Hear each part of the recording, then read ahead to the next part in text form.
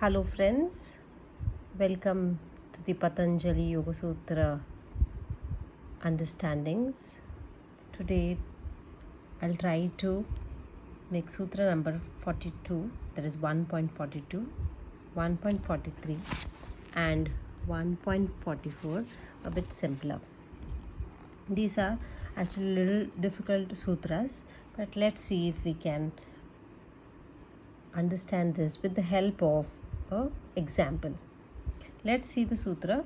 Tatra shabda artha jnana vikalpaihi sankirna savitarka samapattihi spriti parishuddhau swarupa shunyam iva arthamatra nirbhasa nirvitarka. And the other sutra is etaya eva savichara nirvichara cha sukshma vishaya vyakhyataha.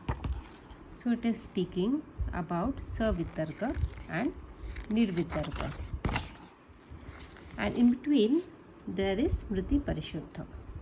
So he says that when there is a combination of shabda, that is the sound of an object, artha, the actual meaning of the object, and jnana, that is the conditioning that we have in our mind, when they all are combined form, then it is called as savitarka samapatti. Now in this, what happens is there is a combination of the word, its meaning, and the conditioned format. And then when we go through practice and slowly and steadily, there is smriti parishuddha, that is when the memories are more and more clarified, it becomes more and more sattvic.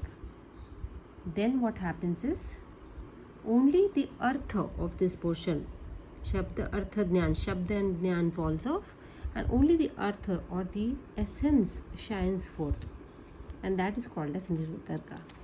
And beyond that, when our concentration is on the sukshma vishaya of the same object, that is when it is at the subtle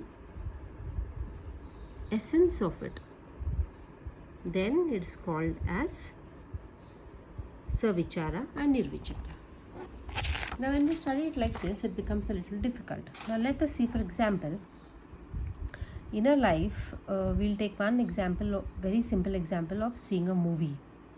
Suppose we have seen a movie about 10 years back, and then we see that same movie after 10 years, and in between, if there is an incidence of loss of a person, a death of a person in the family, a very loved one, and if that movie was pertaining to death and consequences of it on family members, etc., and if we see the same movie after we have gone through that process, and if we see that movie after that process, the same movie, that what happens is we see that movie in a very different perspective.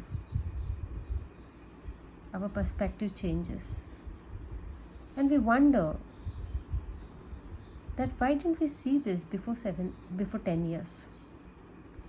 That is because at that time we saw it without the dukkha. Now when we went through the dukkha, we could see the essence of that movie. The same movie after 10 years, we are seeing it with different sight. We are seeing it with our eyes and feeling it with our heart. In the same way, a yogi, when he matures, the same object is seen in its subtle form. Subtle, subtler, subtlest. And that is how the yogi goes from one level to another level of subtlety. This is in a way to understand, in a very simple format, how a yogi moves from subtle to subtler to subtlest with the help of purification of the mind.